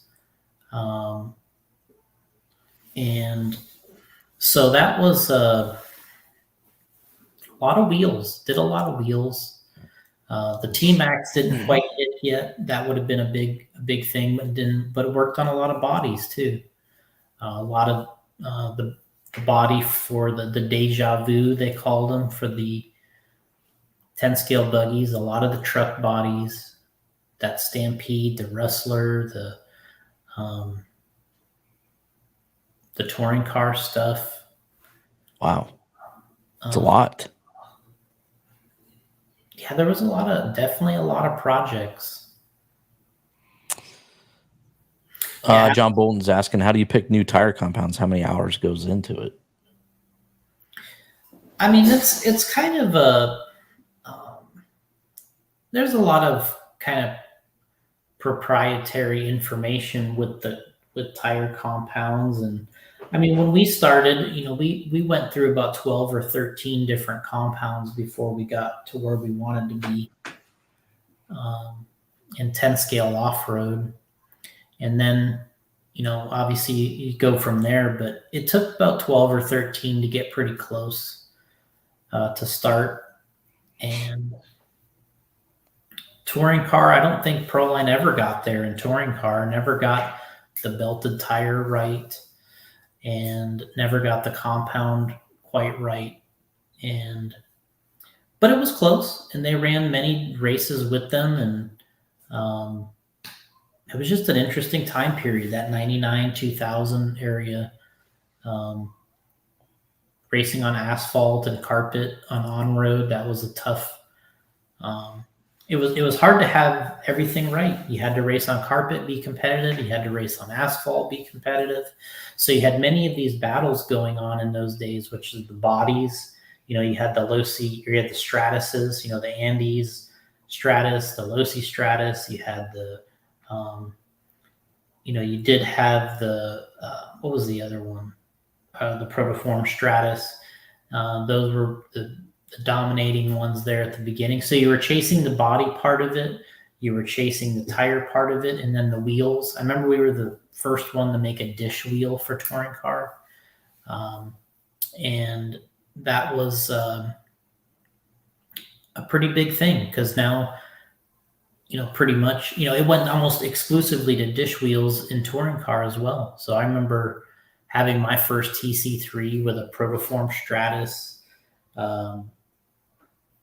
Velocity wheels on it with the newest Proline tire. And it was like you had the body, the tire, and the wheel in 1999. And you kind of felt like, all right, we're kind of covering this class pretty well and doing well at the races. Mark Pavitas was a badass. Did pretty good. Justin Doyle saying, Jason, did the 8-scale buggy wheel get a name update bullet to mono? Yeah, I think we were trying to. It should have been mono a long time ago, but initially it was called bullet because it had 2 separate sets of holes in the wheel on different diameters, and then we eliminated one set of holes and never really changed the name. But these really should all be mono wheels. Then up here in the right-hand corner, we got Mark Pavitas ties the knot. September 26th, 1998. Mark Pavitas gets married. And Justin Doyle saying, I believe it was Doyle saying up here, yes, Pavitas looks older than he does now. Yeah, it's funny, he's in that picture, he's probably, if I was 20, I think I was actually older than 21 here. So because of the time difference between when the magazine comes out. But I would say Mark is probably 4 years older than me, maybe around there. All right. I think he's 50. He's 49 or 50. So so there you go. He was, in his mid 20s right there. But I was actually at that wedding. Oh, you were? Yeah, I was one of his One of the bridesmaids. I wasn't a bridesmaid. What do they call you, a groomsman? I don't know. I think I try not to think about. it's 5, right? It's 5 people. So it's your best man, which was Chris McElroy. His best man was Chris McElroy, and then Scott Hughes must have been Richard Saxton, me, and probably Darren Westman, which was Mike Reedy's son. So I think that was the 5 guys in his wedding. Maybe Jimmy Jacobson. I can't remember. So it was 5 or 6 of us. And yeah, it was. It was a nice wedding. I remember the reception. There was some cake throwing. Oh, nice. Susan getting all mad at Scott Hughes for throwing cake and getting it all over the dance floor. Well, that's all part of the fun. That's supposed to be, right? Right. So then we go. I've still got racer news section. They're telling you how to adjust your rear toe in to your Tamiya TA03. That car was a really crazy looking car. Justin Doyle's got a question here about when would we run the Recon versus the Rehab tire. Oh, yep. Recon versus Rehab. I think in general the track is cleaner when you're running the Rehab. It's just a much cleaner track condition. The Recon, it seems like you either have a light amount of loamy parts going on the track, maybe a little bumpier, a little more irregular stuff going on the surface. The Rehab's more like when it's a clean surface. And the Recons, they're really a strange looking tire, but have worked. They've had a lot more they work in a more of a variety of conditions than I would have ever thought.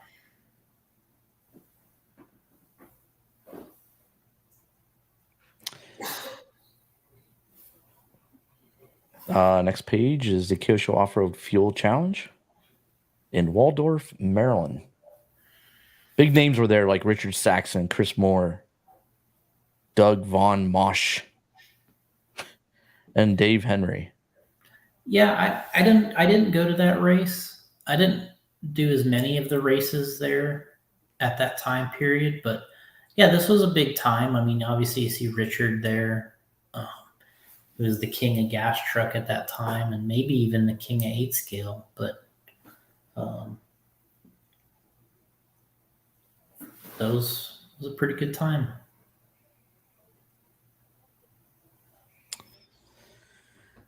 But you can see how small they made these race write-ups at this point. They're really truncating the whole thing. Yeah, it's 2 pages.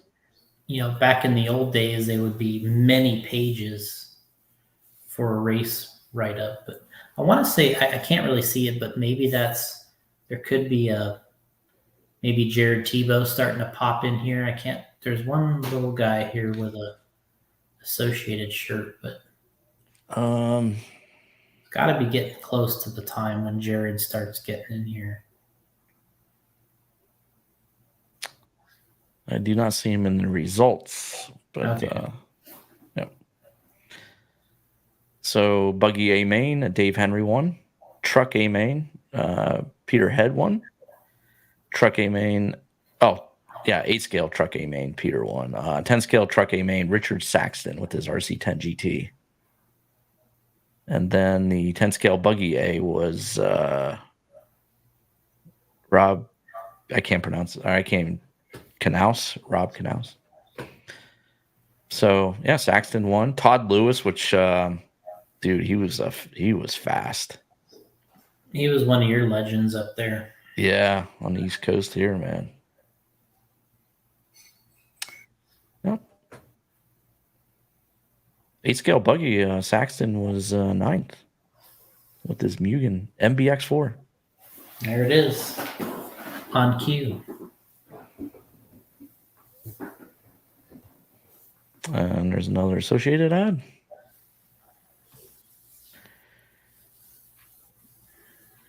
And now we're getting near the end here. This is the Reader's Ride section. Is that what the...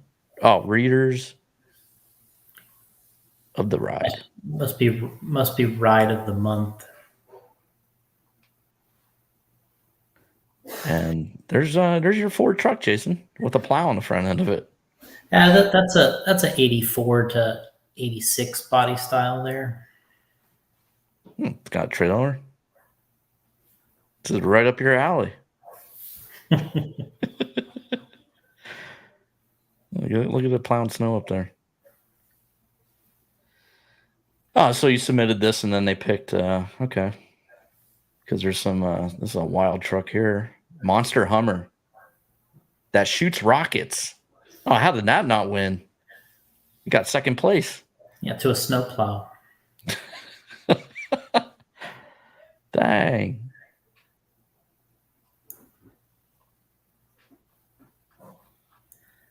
I remember. And this is the first look section. And they're giving you the first look at the Yokomo YR4 M2 Pro. A factory ride that you can own.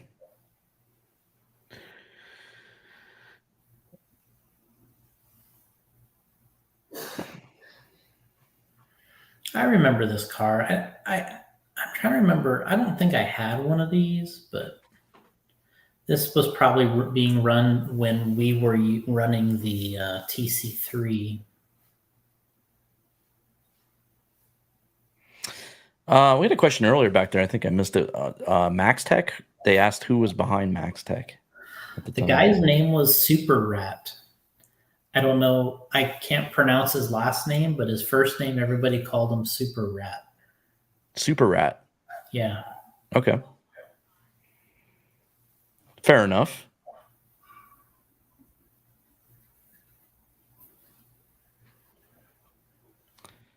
And then, they came out for this car kit. You can convert your M2 into a Pro.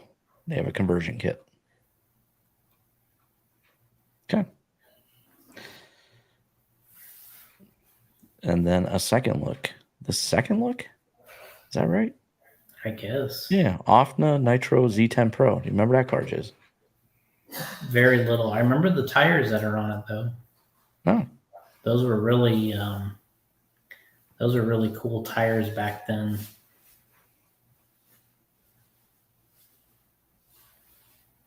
Pre-mounted slicks. Pro line. Yeah, those things were neat. They were cap tires for touring car. Touring. Here's am I on that page? Yeah, Titan Tech. Hop at parts. Titan Tech. That was the company's name.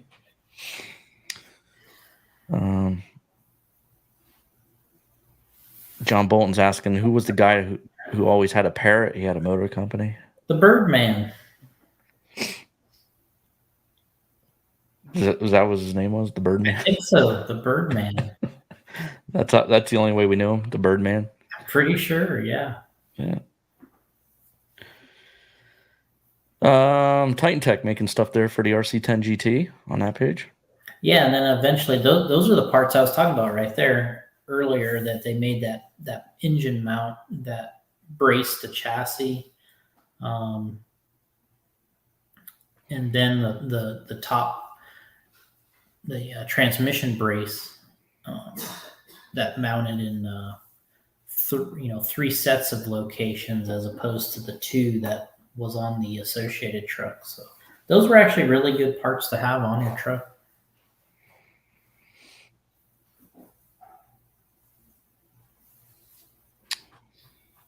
And then Product Watch, Proline's Dirt Hog buggy tires.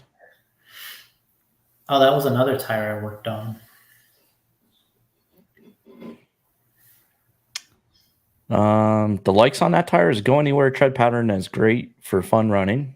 Foam inserts are included, and a dislike is two-wheel drive buggies must be outfitted with wider front rims to accept these tires. Mm-hmm.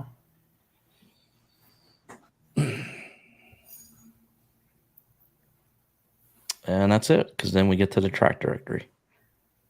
Which was kind of nice, inclusion in every, in every one. They had to come up with that code there, which was kind of interesting. The key to the symbols, Oh, I used to look them up and like, oh, that track has, carpet, on-site hobby shop, AC power. Justin Doyle saying the track directory was awesome. Yeah, I mean, that was pretty key back then.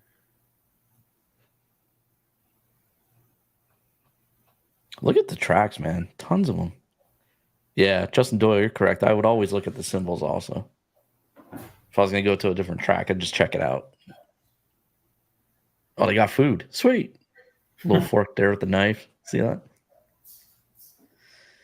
Kyle Chasen wants to know, Jason, if you have any connections with some RC friends in Japan. Asking for a friend.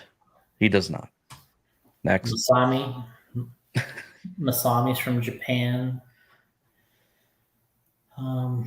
Hiroshi Suzuki, he still works at Yatabe Arena, Yokomo, I believe.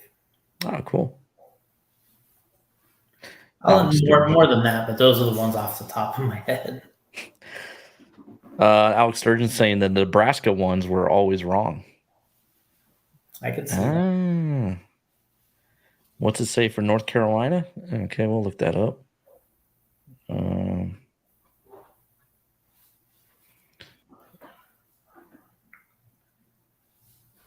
So for North Carolina, they got AGA RC models. Oh, Jesus, I'm not going to name all of these. There's tons of them. The Antique Barn. Atlantic Coast RC. I wonder if any of these are still around.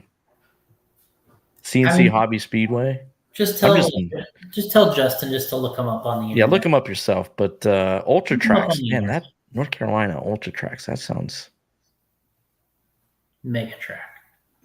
Yeah, that's why it sounds. Yeah, so just look these up on the internet. Power RC Racing said this was part of the inspiration from when I tried to run Power RCR. All right. So the track directory was his inspiration, Jason. I mean, I'm sure it was a lot of inspiration to many people. I mean, if you look at this, it's not just the track directory in the United States. This was a world track directory. Yeah, that's what I'm seeing right here. Look at this. Israel, Kuwait. Yeah, I don't even remember looking at this when it had this much detail. There was a track in Kuwait called the Infernal DX 4-wheel drive track. That only ran 2-wheel drive. That's a joke. You're supposed to laugh. Oh, sorry. All right. What? I just want to. Guam had a track. Wow, Hong Kong. Oh, this is crazy. Iraq. And then there's another page here. The Secret Life of Quad Man. Oh, wow, look at this. I didn't even see this one. So yeah, this is all the things you could do with Quad Man. You could surf with Quad Man, parachute with him. You could rip off his head. Look at that. Put it on backwards. Exorcist style. You could spin him around completely. So Quad Man was a thing back then. And there's your boost bottle, Jason. Somebody was asking, what do I do with this boost bottle here? More power, I guess. Kyle Chasen saying that Kuwait only races 8-scale nitro buggy now. Oh, they do. I've met several racers that race there. Dang. It's worldwide, man. Afghanistan? Taliban Raceway? Nick says Quad Man could beat up the Losi motorcycle guy. Hey, I wouldn't doubt it. Quad Man rules. Look at this. He has a car action jersey on. If Quadman is born in the 90s and the Losi motorcycle guy born in 2023, you know? Oh, I'm man. going with 90s, man. So Quadman says Quadman says I can party big time. I can close down any nightclub doing the twist, right? And then Quadman says, why? At Chris's last Halloween party, I showed up as the real butthead. And let me see any of you losers do that. That's what Quadman says. And if he still doesn't win, after all that, if I still don't win, I can always kick my own ass, but you can't do that. John Bolton saying Quadman drinks Bud Light just like real life. Nah. Quadman's awesome. Jason Santos saying Losi Rider probably has a man bun under his helmet. We don't know. I Yeah. haven't seen the helmet come off yet. All right. Well, that was fun. That was, huh? You know what you really want is you want that the Losi Rider. It should have a mullet. It should have his hair coming out of the helmet. You know. Oh, that would be awesome. Yeah. Yep. And I think that is the end. That is officially the end of the RC Car Action 1999 edition. That was fun. I like doing that. Jason's getting messages. John Bolton saying, nope, MX riders are not wusses. So we can't do that. Okay. Well, what are you going to do? So anybody in chat have the Losi bike? Been watching videos on that. So that's a whole nother podcast. Why did you pick this one, Gotti? Because Jason Ronan was in it. I thought it'd be pretty cool to, our boy's in it. Got the interview, so I knew I was getting to it, and I thought it would just be fun. And plus 99, I was at the Chicago show also, and kind of know some of that stuff. So, Bartel's saying a vintage magazine review a week. I think so, dude. I think that's the path that this podcast is going. So it's a lot of fun to go back and just review this stuff. So I hope you guys enjoyed it. Mike Wood says his local hobby shop has a Losi bike on display. And I'm seeing a lot of videos out there, and I think a few people sent me clips of them running around. So are we getting the full review yet on those? Did yours arrive yet, Jason? That's what I'm asking. And I think Jason's not hearing me anymore. No, I heard you. Sorry. Well, I wasn't sure if we got muted again. John Bolton saying he drove one, and it's a lot of fun. So there you go. Did yours? Are you getting bikes? I have them on order. I haven't gotten it yet, though. All right. So we can't. We don't know what's up yet. No, we don't. All right. I guess the green ones, from what people are saying, are back ordered. So if you ordered a green one, you're gonna be waiting a bit. Yeah, that's the Pro Circuit one, I think. Yeah. All right. Well, maybe the next podcast we'll get into it a little bit more, and then yeah, I mean, yeah, kind of. Yeah, we're gonna have to have a whole separate one. Yeah, for that. Mike Woods is saying the bike sounds like a jet engine when the gyro spins up. Really? Yeah. Alex Sturgeon saying it's okay. It doesn't like the Plex track though. Yeah. Okay. That would be what I've seen so far. Is it looks fun to play with outside, and if you can build a track for it, but on indoor tracks and stuff with tight turns, doesn't seem to like that very much. All right, well, we'll get into that on the next podcast, maybe. And I'll have to dig Mayfield through. has one. Who does? Ryan Mayfield has one. Oh, that's right. Oh, that you did send me a clip, right? Okay, Yeah. cool. Yeah. Yeah, he was one of the first ones that got one from Hobby Action. Larry Tom and Hobby Action. He got one. He's already ran the crap out of it and jumped it on a street at like 40 miles an hour. All right. Power saying that his bike's on back order, so he got the green one. See, the green one's on back order. There's one video on YouTube with the bikes racing on an outdoor track. Didn't go well. Probably will improve in time. John Bolton saying he's guessing the new 6-axis gyro software coming soon. Yeah, I don't know. Yeah. All right, guys. Well, I appreciate everybody joining us for this one. I thought it was fun. I think it would be cool to go back to get more of these up there. And like I said, I think this is the path I'm going down because I love living in the past. So you might be seeing a lot more of these. We definitely got to do the 96 Nats one.